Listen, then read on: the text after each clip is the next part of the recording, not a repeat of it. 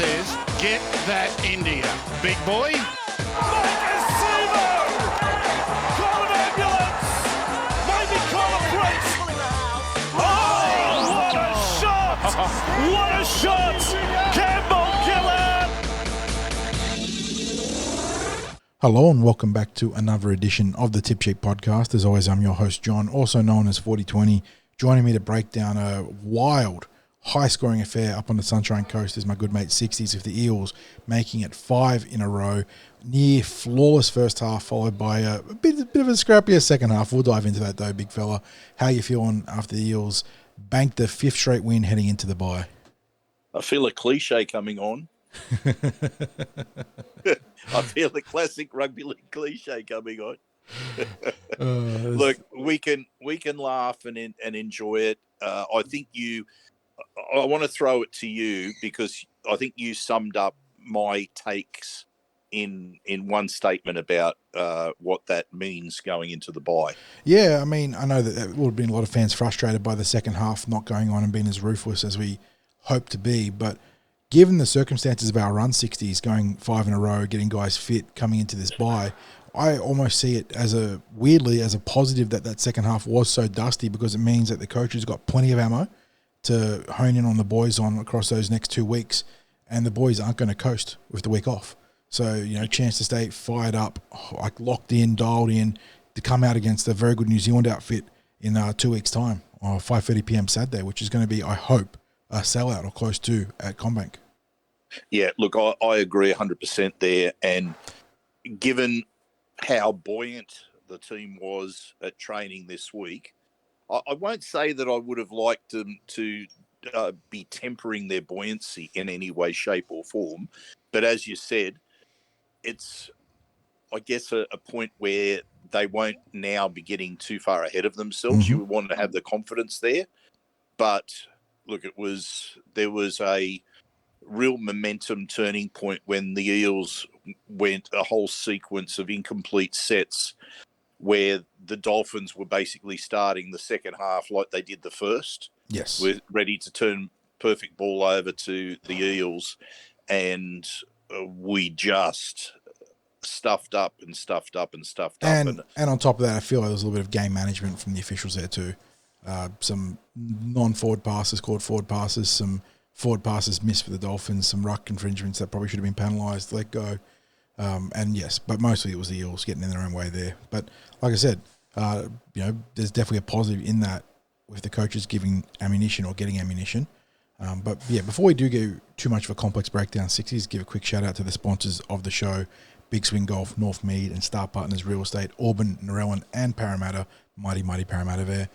Bringing the show to you guys live, or not necessarily live, but recorded each and every episode. But yeah, mate, let's get into the numbers quickly. Parramatta Eels, 48. Accounting for the Dolphins, no location or geographical name there. The Dolphins only 20 up at Sunshine Coast Stadium. We'll call them the Sunshine Coast. They're the Sunshine Coast Dolphins this week. There you go. So Sunshine Coast Dolphins this week. For the Dolphins, rookie Braden McGrady, he scored the opening try in the 3rd minute, followed by the Hammer, who got a double. Gosh, he is so good in open space. And look, the Eels almost accommodated him too much in that regard with a couple of kicks that played to his strengths, but he certainly made the most of it. And he is a rookie, I suppose. The Union convert is probably the better way of putting it. Valence Tafade also scoring. Asako having a bad day at the tee, only 2 from 4. For the Eels, it was a procession with Andrew Davey opening the scoring for the Eels in the 6th minute. I was one set too late in my prediction. 60s had the Davey FTS there. He got the first try scored for the Eels, but not for the game. Jermaine Hopgood had an outstanding individual try, followed by Will Penasini with a double, Quentin Gufferson with a double, and then you got Bowie Simonson and Sean Russell also bagging 4-pointers. Perfect after tee for Mitchell Moses. Didn't look like he was going to miss one, honestly, and a lot of high degree of difficulty kicks there. Can I interrupt? Yeah, get in there. The preview punting tip. That's right. You did text me about this one too. Yeah, Will Penasini to score in an Eels win. And I even suggested that people might consider backing up on Jermaine Hopgood. And I said I did tip in our preview podcast Mitch Moses be the first try scorer, and maybe even consider a three-leg multi, same game multi. That of course didn't come through, but that's now a couple of weeks in a row for the tip with the score a try and win market. So hopefully people got onto that as they did last week. So I was pleased to hear people got on it last week. So anyway, I needed to have that little bit of self-congratulations there in the middle of the podcast. I'll throw it back to you for the rest of the stats there. Yeah, of note in those try scoring and point scoring feats, 60s, Mitch going over 1,000 career points as an Eel, which means he joins, I think, just the Crow and Birdie as the only two Eels to achieve that feat. So in rarefied company right there. But as in terms of the team stats, Parramatta Eels dominating possession, 59% to 41%. Time of possession plus, or just a tick under plus 9 minutes for the blue and gold. End up completing at 78%, which, given how much they struggled in the second half to get to their kick, is pretty solid. But when they only made one incompletion in the first half, I suppose that reflects really well in that regard. Dolphins down at 63%. Eels ahead in all key stats except tackle breaks. The Dolphins up +3 there, 27 to 24, but the Eels were over 2K runs, 2K meters run as a team, 534 post-contact meters, 12 line breaks to 4, average set distance of a tick under 53 meters, which is gargantuan.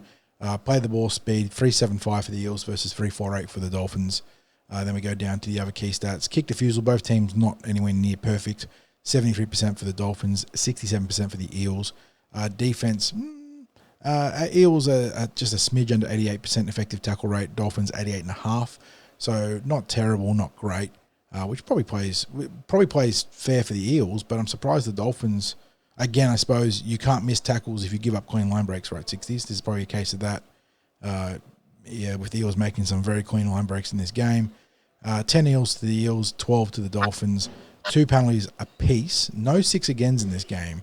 Interesting. I thought there was 3 second half penalties. Yeah, well, yeah, I'm not sure if NRL.com's got that one wrong, because that didn't feel like there was 2 penalties, because there was a tackle in the air.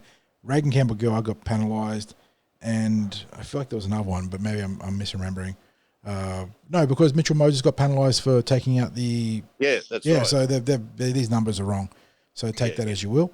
In terms of the player stats, 60s, backline all having pretty healthy games. Clinton Gufferson, 164 metres. Will Penasini, 161. Bowie, 191, so a tick under 200 there. 140 for Russell, 116 for Dejan, 192 for Mitchell Moses, by the way. Reg, 136. Junior, 136. Bryce Cartwright, 111. Hopgood, 160. Ryan Madison, 130. So good production across the team there. Forwards, backs, halves alike. In terms of tackle breaks, who we got up here, boys? Looks like it was a big game for Sean Russell. 5 tackle busts. Hopgood, 3. Mitchell Moses, 3. Will Penasini, 3. Guffo, Bailey Simonson, Junior Barlaw, all bagging 2. And then there was a stack of offloads for Bryce Cartwright. And then in terms of defense, let's see who made the tackles. Looks like it was spread across some of the starting forwards there. 26 for Hopgood, 25 for Cartwright, 28 for Hands. And then everyone else sort of sharing the load in between the teens, up to Ryan Madison's 21 off the interchange. Yeah, so let's get into our thoughts on what actually transpired out there. The stats certainly tell a bit of a story, but it's really only part of it, because we saw 2 distinctly different halves of football out there. We saw a first half where literally there were aspects of it that were almost like a training run for the Eels, where they were going through their different shapes and plays, and everything was coming off perfectly. I thought in that first half, we just took them apart on the edges. And even though there was quite a bit of shifting of the ball, there was a patience involved in it. You know, it wasn't wild passing, as I said. It was again, the only way I can describe it is literally like going through their shapes in a training drill, and everything was being executed to perfection. But the only hint in that first half to something that the Eels didn't do well was the first try that was conceded to the Dolphins, where there was a short grubber kick that was put in, and it basically allowed the Hammer to pick the ball up and get some I distance will there. say Felice Kafusi did a pretty opportunistic tip on to the hammer there, which it was a relatively low percentage play that paid out big dividends. So, yeah, like you said, it certainly wasn't the perfect first half, but it was close to. Yeah, but a reminder of just how electric the hammer is. Jeez. And you know what? Big credit to Micah Seva on that play. He showed plenty of hustle to get it wasn't really an ankle tap, it was more like a calf slap to get the hammer down. I was shocked that he was able to close the distance. Yeah, but then we saw, a very similar play with another short Mitch Moses kick that the hammer gathered. Yeah, And that one was the first kick from Mitch wasn't a bad kick. That was just the Eels chase being perhaps fractionally staggered. Kafusi making a very positive attacking sort of play. The second one though, I think that was bad for Mitch. Reflective of where he was in the midfield, the options to his right. I know it was a caught shot to Gufferson on his inside, but it wasn't executed very well. So, a quick question, without getting too much out of the flow of what we want to cover tonight. Was there a sense that Mitch Moses ended up overplaying his hand in this game? In the second half, perhaps. Mind you, in saying that, I'm reflecting back on it, and it was really that kick. He had one kick that went dead in the first half where he just couldn't get the ball to break right the way he sort of tried to off his foot. There was a chip kick where he got penalised for taking out Nick Arimov out the ball in possession. It was the correct call, but it was like one of those real borderline ones where it was a fraction of a second later and he gets a try for Makatoa. I think there were elements of him overplaying his hand in the second half in particular, but I wouldn't say it was wildly out of sorts. It was more just like the team had a couple of a forward pass here from Brendan Hands, the Ryan Madison or Bryce Cartwright, I think it was. Just all those little things adding up. Bryce getting that offload stuck in his hands that went forwards, and when Guffer was actually taken out off the ball, by the way. It was just like those little bits and pieces that probably made it look like, because it was around where Moses was sort of trying to facilitate play, made it look like he was probably overplaying his hand a little bit more than he probably was. Yeah, and that's why I said slightly overplaying his hand there, because let's face it, what we saw in the first half was close to perfection. What we saw in the second half was a long way from that, and of course that's where we end up with the cliche that shall not be said at this stage. But everyone knows the cliche that I'm hinting towards. I guess where we have to be careful there is that the main impression right at the moment feels like the second half of what we just witnessed. Mm-hmm. However, I think we need to also be, as we break this down, we have to be giving plenty of praise for what was an absolutely dynamic first half of football. That's recency bias effect in full force, isn't it? Because even in the space of 80 or 90 minutes, when you factor in half time of football, the second half was so imprinted on you that you almost forget about what happened in the first half, where it was incredibly fluent, controlled, explosive football. But in the second half, things didn't go as to plan, and then you get a bit frustrated. I was watching with my old man, and he was getting real mad that we let them get the 20 points, and then and just couldn't go on for it. And I could understand his frustrations, but like you said, don't lose sight of what happened in the first half, and don't lose sight of the big picture in the premiership race too, where you don't want perfect games at this time of the year, because you can peak too early. This team is obviously roaring on all cylinders, but they still haven't played their best football, which is good.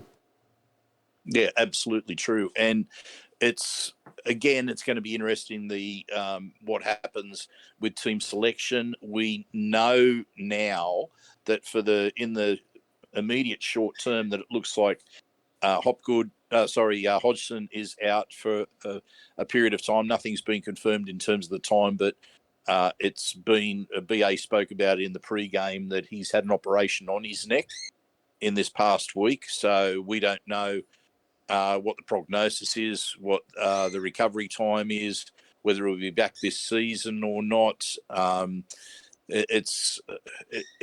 you raise the question, what does that mean for our dummy half stocks in that it's then all in on Brendan Hands, who We saw is Jermaine Hopgood play first- dummy half today, just Yep, to, yep. just to manage the workload for Brendan.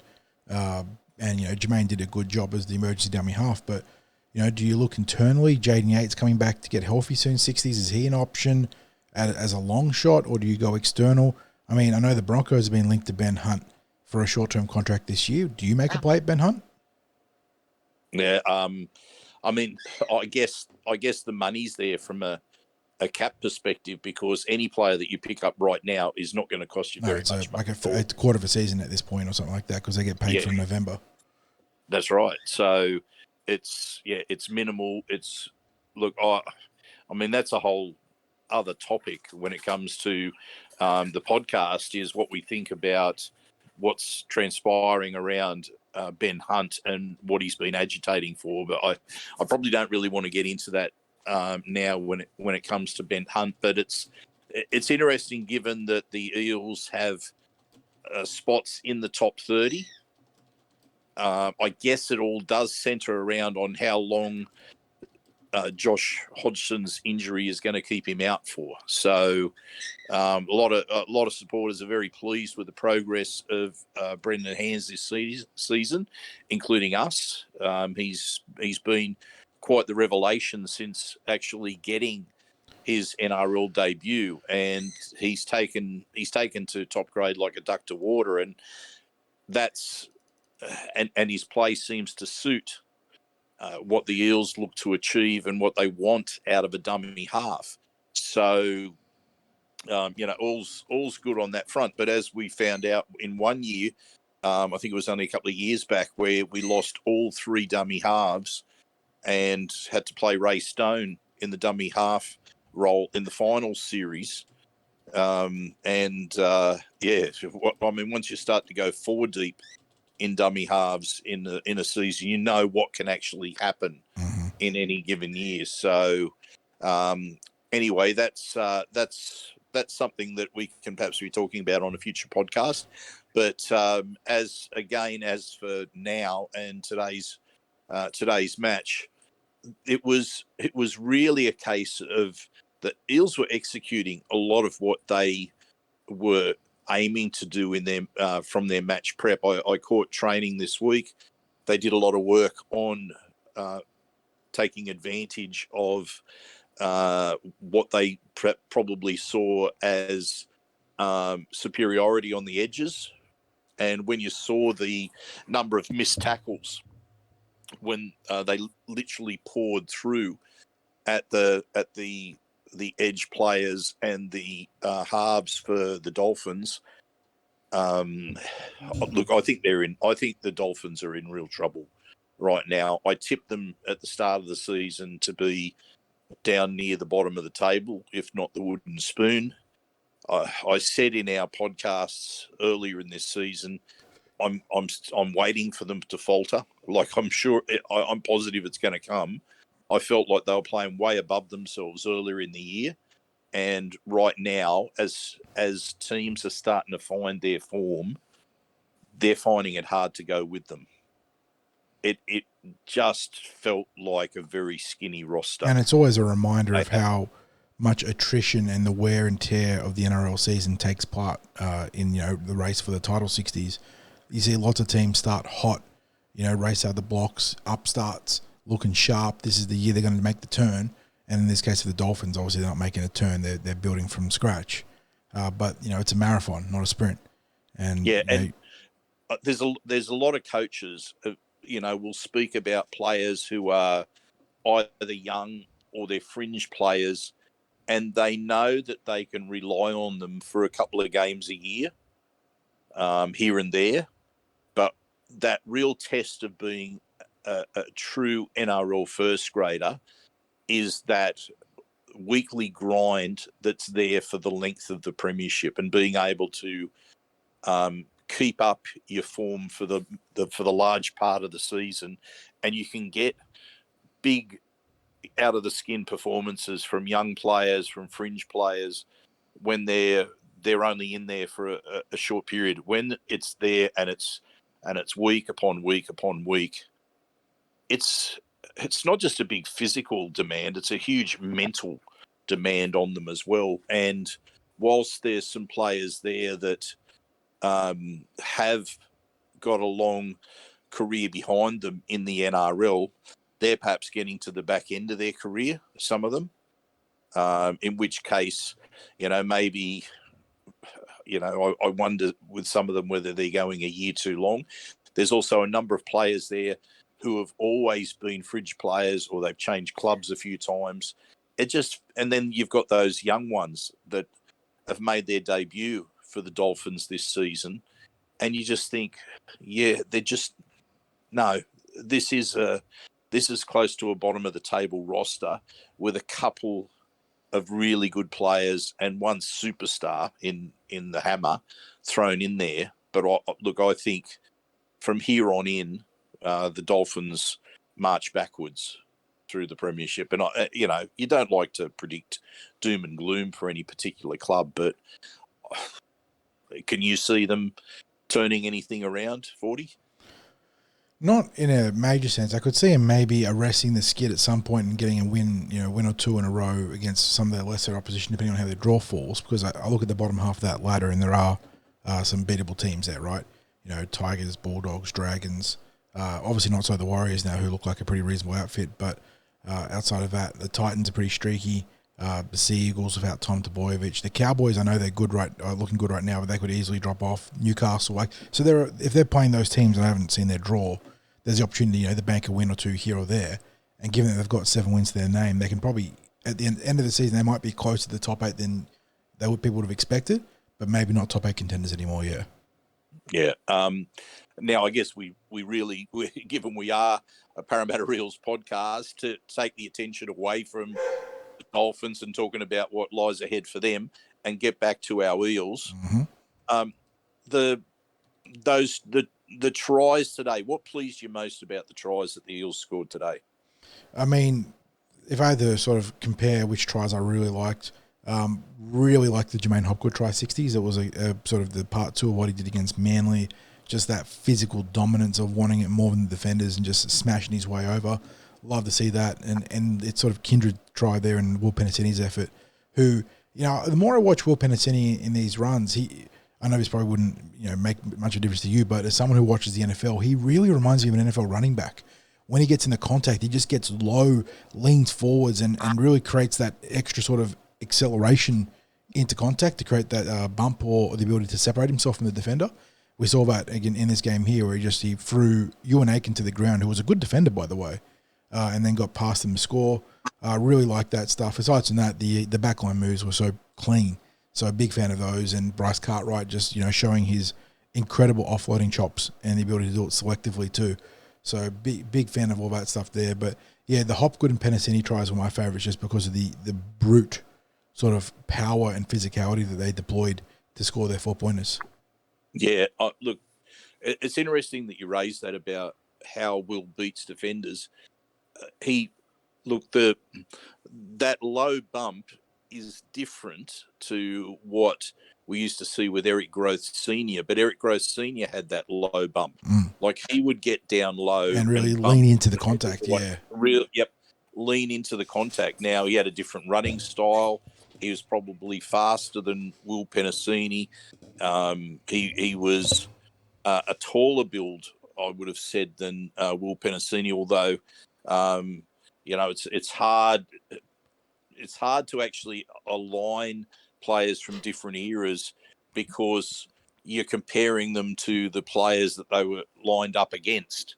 So, but yeah, he definitely had that way of beating defenders as well. And it's almost like you back Will that he's either going to beat an opponent with one of those bumps, or he's got that really quick footwork where he just has he's got this ability to stand up a defender when it doesn't seem like there's too much that's going on. And it's the really quick stepping that seems to do it. What I really liked in those assortment of tries was, I think there was about 3 or 4 offloads from Bryce Cartwright that were critical in getting line breaks. and I'm just watching his form, and I reckon it's becoming quite irresistible on the right edge, and we know that we're likely to have Sean Lane coming back and linking on the left edge. We know that Dylan Brown is still to come back and join in this team. We haven't had any updates on what's happening there. I believe, has he got his next court appearance this week? I believe it falls either this week or during our bye week, so we should have not necessarily an answer, but maybe better clarity of his situation once they figure out what's happened between the parties involved there and then the NRL.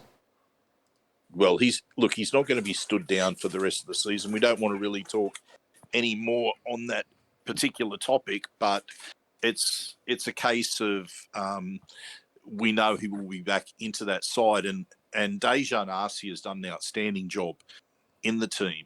He's pretty much played his role to perfection. But Dylan Brown is a game breaker. He's an elite defender. And the fact that the Eels have not really skipped a beat during his absence speaks to the overall form of the team. And look, just how good they're travelling. We've spoken about this in the past. Jay Field came into the team, did a great job as well. And this was pre-Trent Barrett too, who's obviously done an incredible job for our attack. So don't sleep on the impact that Arthur and Murphy and Orvie, the established coaches have had in creating an environment where these guys can come in and play good football. And like I said, we saw it with Field going back to the COVID-impacted season, and now we're seeing it with Dejan, who's just come in and been wonderful.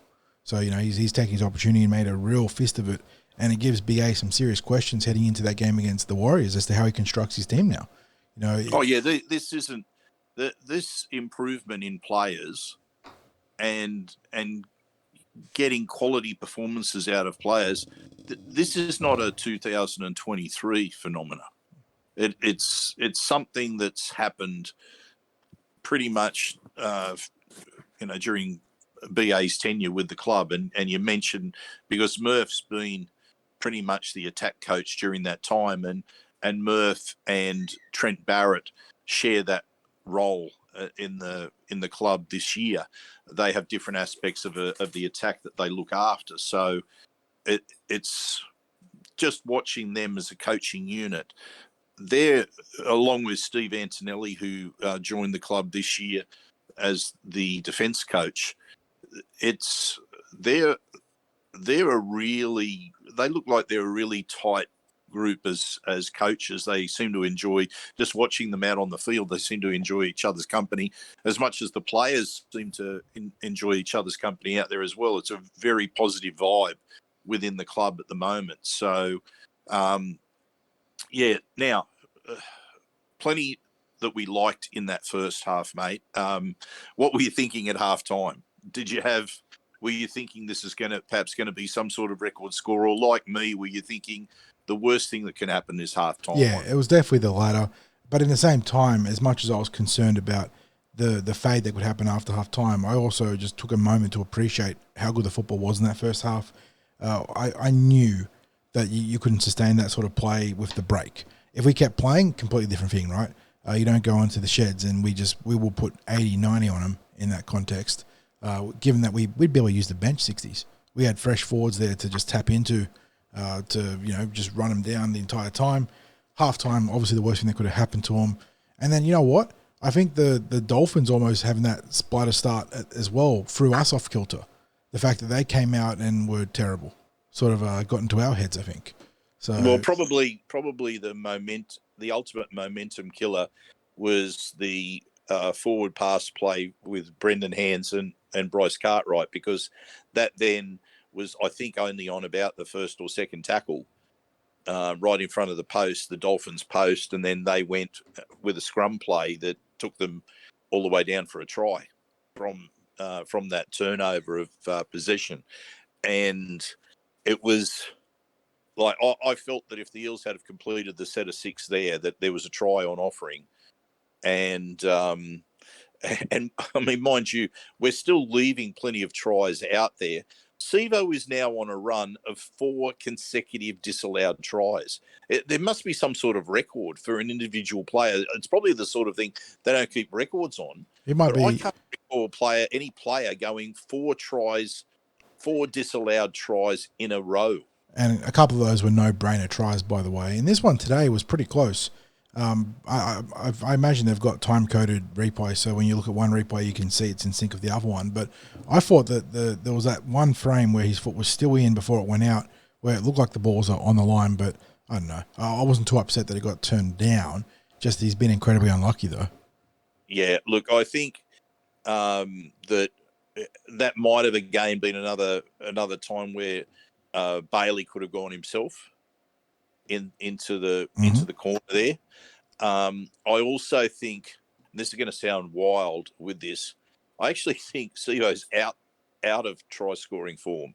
I think he's like in that scenario in the past. I might have backed Sivo to get there, and it might seem like a harsh criticism when he had a couple of players on him, but I keep feeling that he's just leaning his body into the defenders rather than looking to beat them.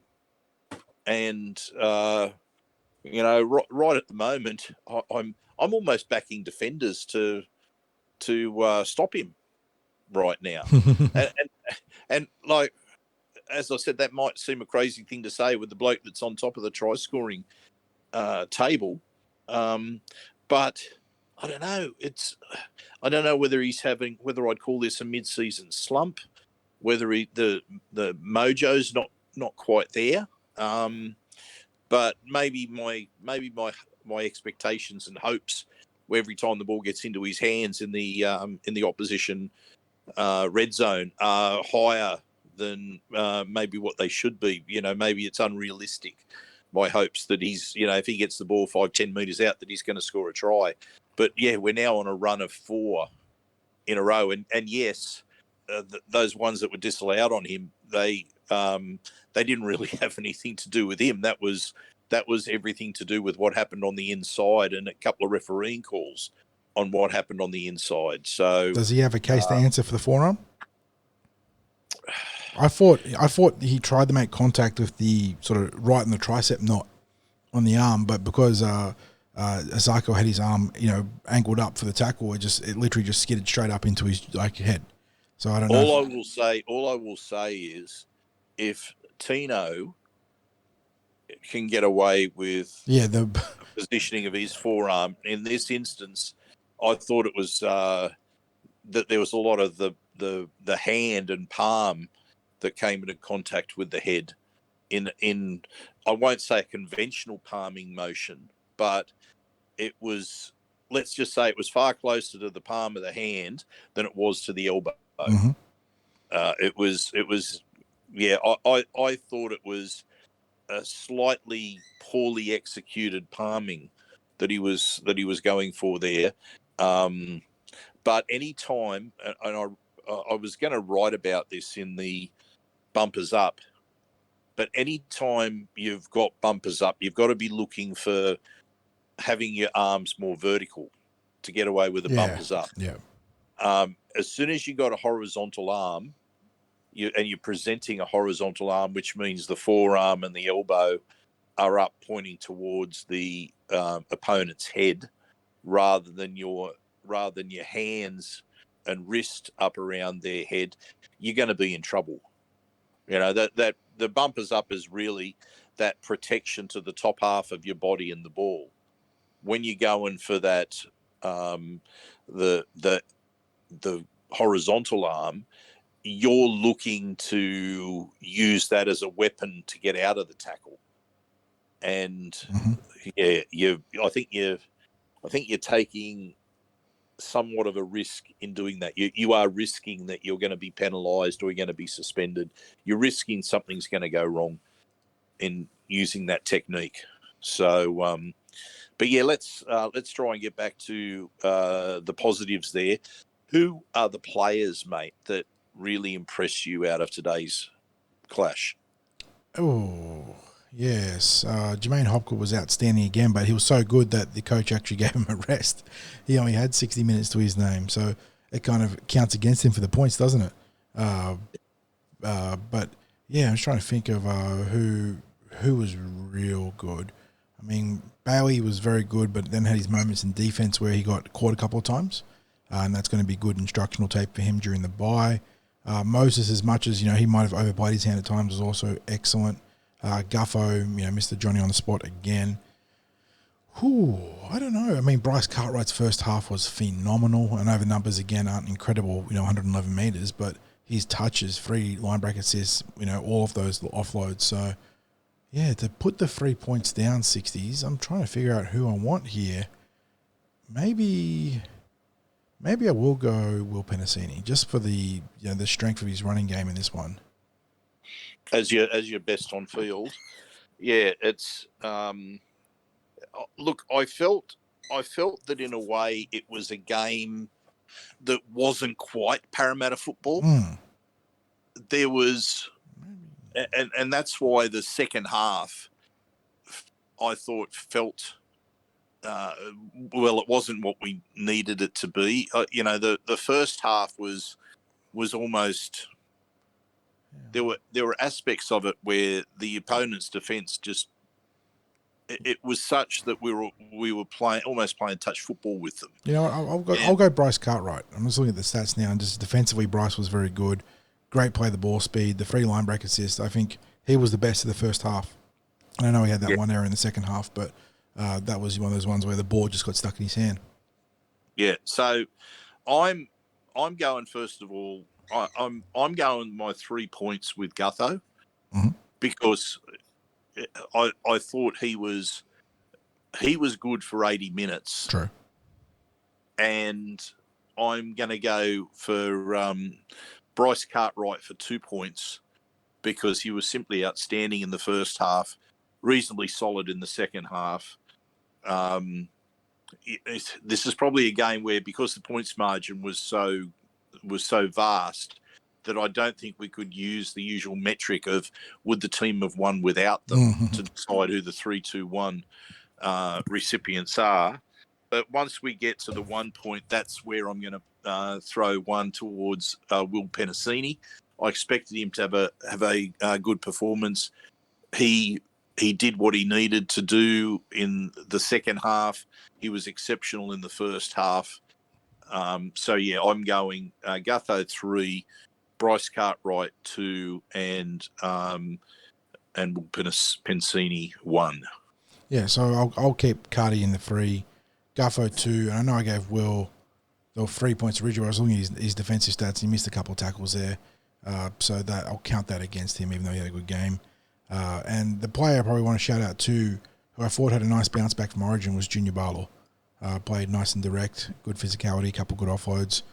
So yeah, he misses the points, but a big shout out there for the big fella. Yeah, well, there wasn't really too many players out there at all that did future selection choices any harm.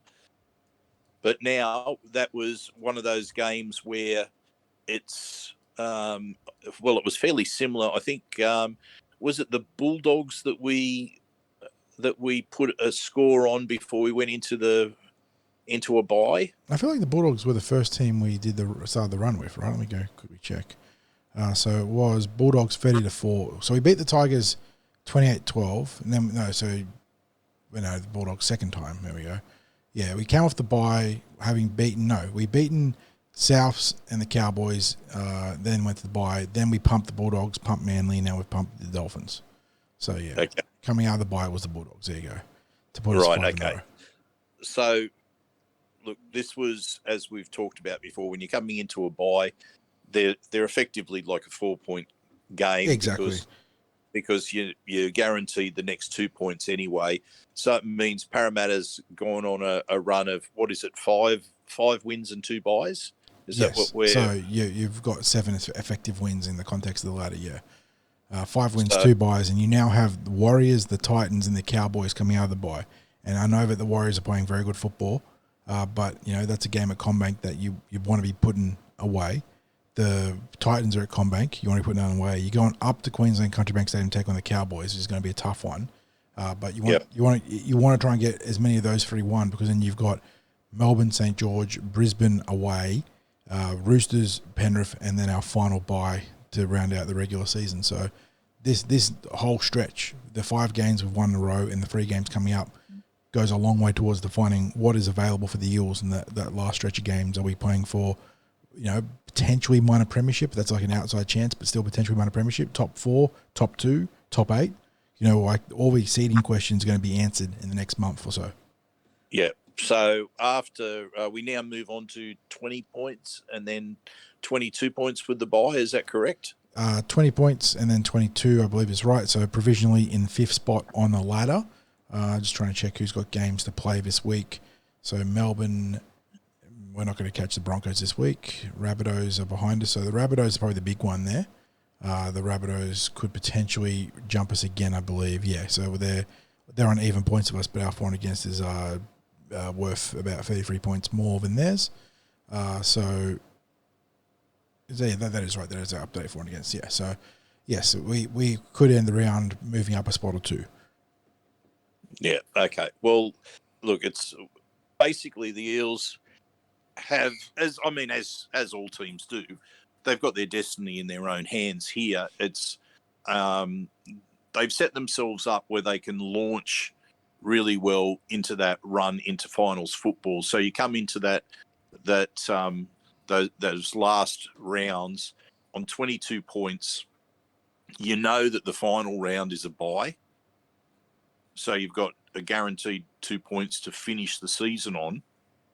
And every game won from after this bye is, just edges you that bit closer, not just to finals football, but to where you want to finish, which is in the top half of the 8. And Parramatta has to aim for the top half of the 8.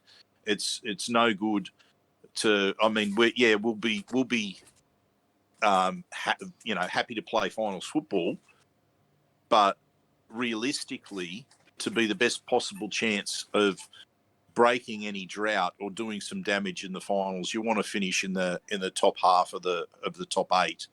And there is no reason that Parramatta can't go on to push for being up in the top 4 this season.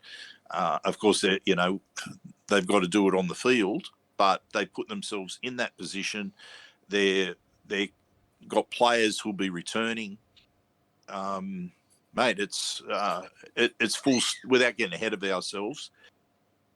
They're in a reasonably good position, and if you had have said at the start of the season where would you want to be, I'd maybe would have wanted to have been another 2 or 4 points better than what we are at the moment. Mm-hmm. But in terms of the form that the Eels are demonstrating, I've been reasonably happy with their form all season, and the outstanding for and against is evidence that there is something going very right this year compared to last year. And even with last year being a grand final appearance, I have an element of, I won't say confidence, but something more than hope that the Eels can do some damage this season. Mm-hmm.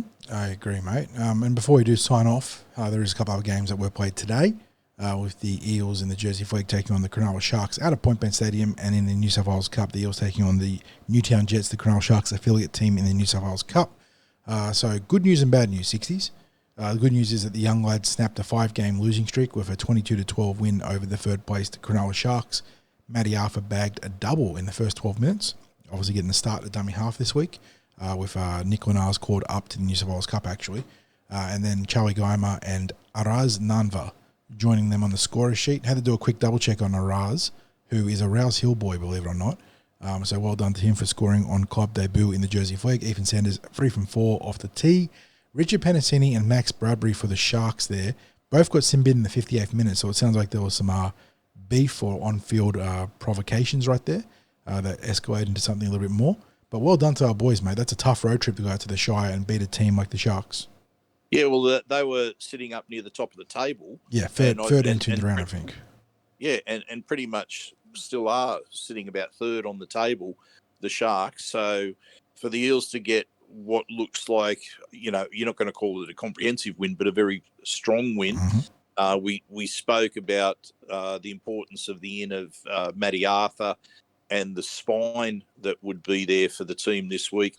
You mentioned the try scored by Arans, who, when we were talking just before recording this podcast, I said to you, if he's the player that I recall, he was in the same. If he is that fullback that I recall being in the Rouse Hill team that Bud's Arthur was playing in, I caught a finals match, and I made comment to some others that I was surprised that he wasn't a chance of being in one of the Eels pathways teams. Either, at that age, I think he would have been looking at a Harold Matts team because it's going back a year or two that I would have caught that game.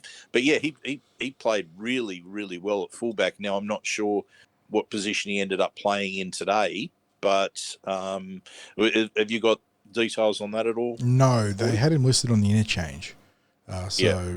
Be interesting to see when you get a chance to look at the feed where he played. So was he the utility back, or is he transitioned into the back row? A couple options there, obviously. But in the big picture, glad to see our boys snap that losing streak, in which they got beaten comfortably once or twice, but they were in the contest for the vast majority of those losses. And that can be really frustrating when you're playing decent football but not getting the results, other what we saw in the NRL at the start of a season. So hopefully they can sort of convert that same energy the way the NRL boys did and start banking a few wins in a row and haul themselves back up into finals contention. Yep. And then, of course, there was a defeat today. Yes, and this is one that we did expect.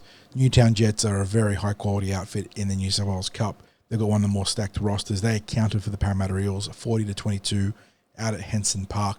This one obviously clashing with the NRL fixture for the Eels. Jack Murchie actually got the first try in the game in the 4th minute. Lorenzo Molitalo, Matt Dury, and Zach Sini scoring the 4 tries for the Eels. Couple of good names to see on that list there, Murchie and Dury in particular, seeing that they're doing their job down there. It was Jack Murchie did the opening conversion. That can't be right. That's got to be a mistake from New South Wales Rugby League. Then they've got Jordan Rankin down for the next 2 made conversions, and the final conversion was missed by presumably Jordan Rankin. But if Murchie did kick it, well done to him. Maybe Jordan Rankin was in the HIA. Who knows? But I wouldn't have had him as the backup kicker in this team. But I'm looking at this team: 60s, Connor Tracy, Josh Mansour, Mwani Hiroti, Kyle Iro, Samuel Stonestreet, Braden Trindle, Niwai Puru, Jaden Barrell, Billy Magoulias.